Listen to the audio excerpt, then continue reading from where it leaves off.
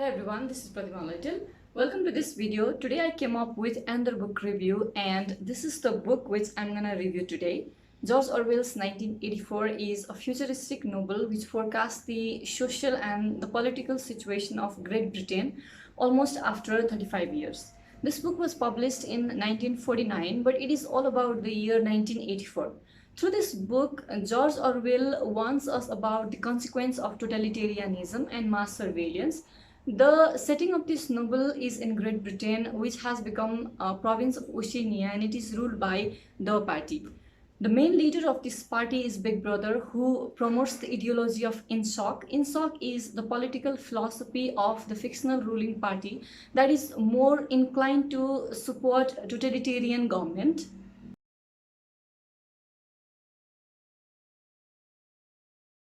And the Big Brother is the invisible main leader of that fictional ruling party who rules Oceania. Now, let me first tell you a little bit background of this novel. This novel was written during the end of the Second World War, during the time when totalitarian governments were on rise in Soviet Union and in Spain. George Orwell himself had volunteered to fight against the fascist government during the Spanish Civil War. So, foreseeing the danger of totalitarian government, he had written this book as a political satire against the totalitarian government.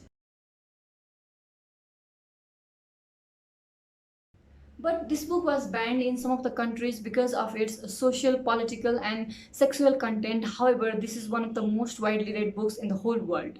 In this novel, party monitor every moves and actions of the citizen through the phrase "Big Brother is watching you," which is pasted throughout the city, and the telescreens are also placed everywhere in the city to monitor every moves of its citizen.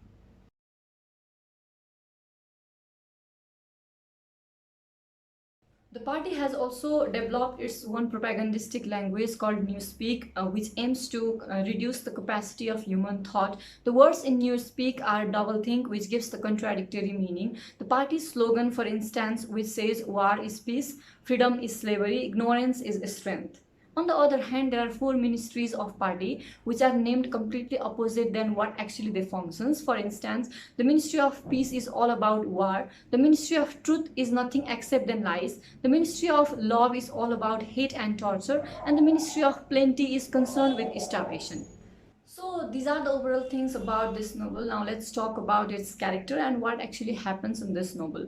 Winston Smith, a protagonist of this novel, is a member of outer party in the nation of Oceania. He hates the party and he commits thought crime by writing criminal thoughts in the diary, which is one of the worst of all crimes. Winston works in the Ministry of Truth, where his job is to alter the historical past according to the party's need. In the course of time, Winston realizes that he is being watched by a dark-haired lady working in the same ministry.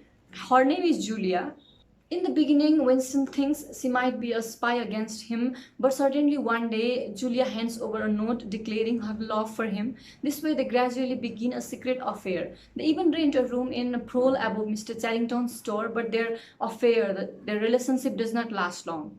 Once O'Brien, a member of Inner Party, summons Winston and Julia in his luxurious apartment, and he convinced them, saying that he is a member of Brotherhood and he too hates the party like them.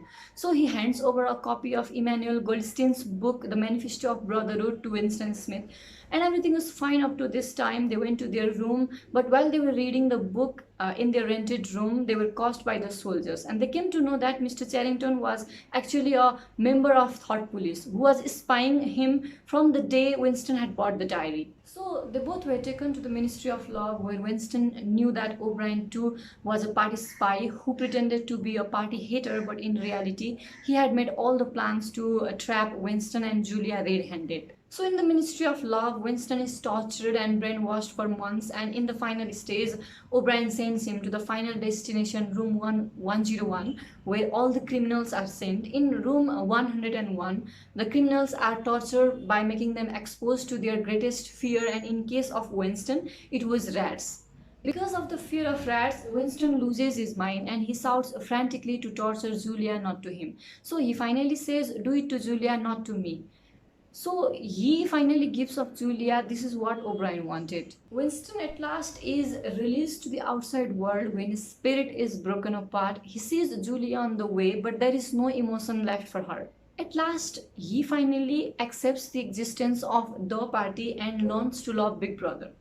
So, this novel has successfully depicted the core of dystopian society through the various events unfolding in the life of main character, and also by illustrating some of the very unlikely political scenarios, social stigma, humanitarian indifference, and the pathetic situation of citizen in totalitarian society. And today, even after 70 years of its publication, this book is still somehow relevant because in the wake of digitalization, where privacy is manipulated by handful of cyberspace giants like Facebook, Instagram, Twitter, etc., we kind of always remain under surveillance of modern big brothers. So I found this book very, very interesting because this book gives a new perspective to see the world around us, and this book takes us to a journey of a scary world where an individual does not have freedom to do anything. So after reading this book, at least for a moment, you will surely feel grateful for the world you are living in right now, and you definitely say, thank God I have freedom to say 2 plus 2 is 4.